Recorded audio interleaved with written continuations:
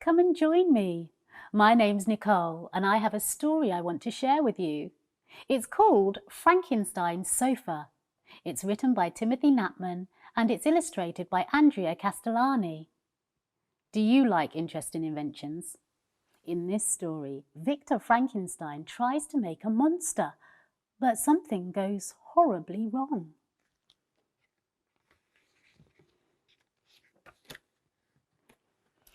Victor Frankenstein lived in a dark and crooked castle on the top of a tall and spiky mountain. He was an inventor who tried to make scary things. Victor invented a cake that bit you before you could bite it. He made a bicycle that went boo when you sat on it. He even made cheese-flavoured sweets that smelled so bad they made your nose fall off. Every month, Victor's friends, Dracula, Wolfman and the Mummy, came over for tea. They held a competition to see who could bring the scariest thing. There was a trophy that said, "Scariest thing this month," but Victor never won it. He always hoped that his friends would be terrified by his inventions, but instead they just giggled. "I'll show them," roared Victor. "This month I'm going to make," he took a deep breath, "a monster." Then Victor did a scary laugh. "Mwah-ha-ha-ha-ha!" Victor looked around the castle for things he could make into a monster. He chose a suit of armour, an egg whisk, some roller skates, and a big scary mask. He carried them into his workshop and shut the door. By lunchtime, Victor had finished his monster. It looked scary, but that wasn't enough. "It has to come to life and chase people," Victor thought. Victor pulled out his copy of the Big Book of Scaring and flicked through the pages until he reached the chapter about monsters. "To bring your monster to life, make sure it gets hit by lightning," he read. "How on earth am I going to do that?" Victor thought. And then Victor remembered something. His grandfather had been very odd. He was so odd that one afternoon he had decided he wanted to get hit by lightning, even though that is very dangerous indeed. So Victor's grandfather made a lightning catcher machine and stuck it on the roof of the castle. He never used it though. Instead, he suddenly decided he was a bee. He buzzed off and was never seen again. Victor got the lightning catcher from the roof. He put it in front of the window in his workshop and pointed it at a table. He laid his monster on the table. "Give my monster life!" he roared. And he did his scary laugh again. "Mwah-ha-ha-ha-ha!" But nothing happened. Then he looked outside. There wasn't a cloud in the sky. This made Victor so angry that he jumped around the room, kicking over chairs and knocking over test tubes. Then he flopped down on his sofa and burst into tears. The sofa was the most comfortable thing in the castle. It was pink and frilly and covered in flowers. Victor's Auntie Doris had given it to him as a birthday present. Victor hugged the cushions and sobbed loudly. Then, just as he had given up all hope, he heard a clap of thunder. Victor looked outside again. The skies were suddenly full of big black clouds. "It's a storm!" he cried, leaping to his feet. At that very moment, a bolt of lightning sizzled down out of the clouds. It flashed through the window, into the lightning catcher, out the other side, and straight into the sofa. Victor had jumped around so wildly during his tantrum that he'd knocked into the machine. It was now pointing in the wrong direction and had missed his monster completely.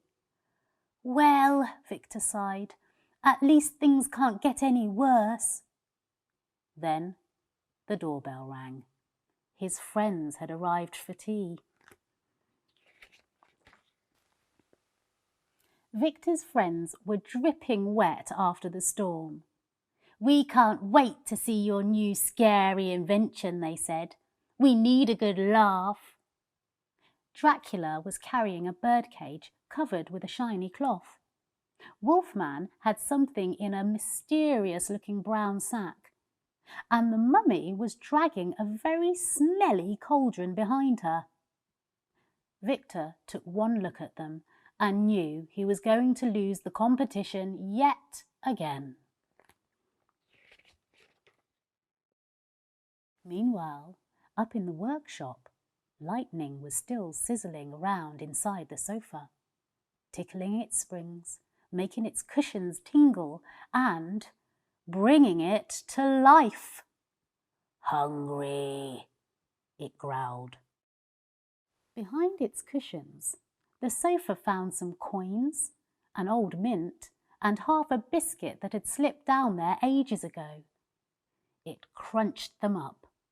They tasted delicious, but the sofa was still hungry. "More!" it bellowed. Downstairs, the competition to find the scariest thing had started.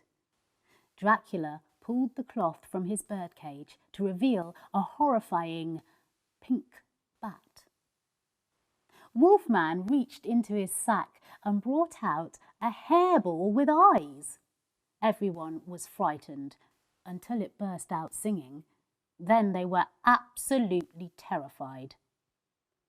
The mummy's cauldron was full of stinky sock soup. It was so revolting that it sent shivers down their spines. "Your turn," they said to Victor. Before he could answer, they heard a terrible crash from upstairs.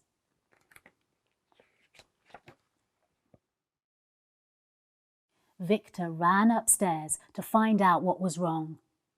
The door of his workshop had been smashed open and there were huge teeth marks all over the walls and floor.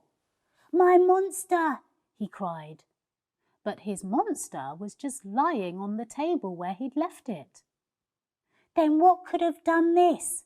thought Victor. Suddenly, he heard loud chewing. Victor looked around. He couldn't believe his eyes. There was his pink, frilly, flowery sofa, and it was eating the rug. The moment the sofa saw Victor, it spat the rug out. "Daddy!" it wailed, racing towards him. Victor turned and ran.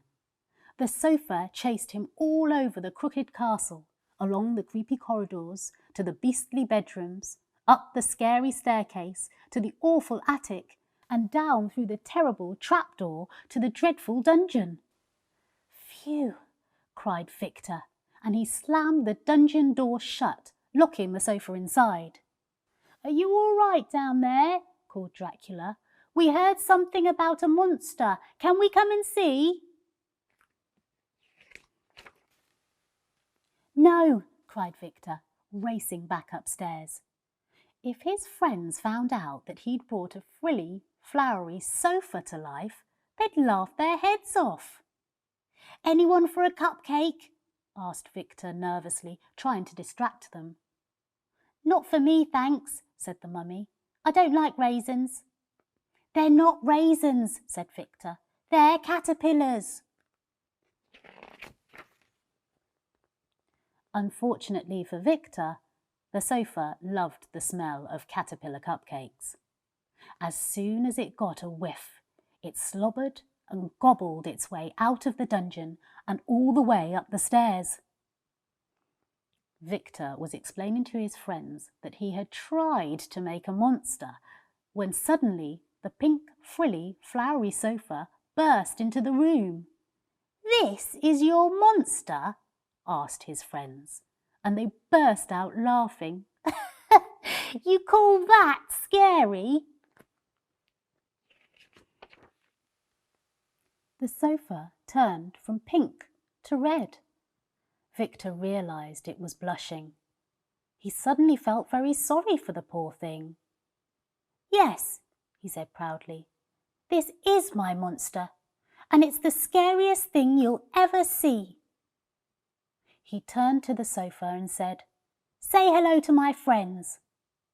With a roar of springs, the sofa leapt across the room, snapping its cushions. All at once, Dracula, Wolfman, and the mummy screamed in terror and ran as fast as they could out of the castle.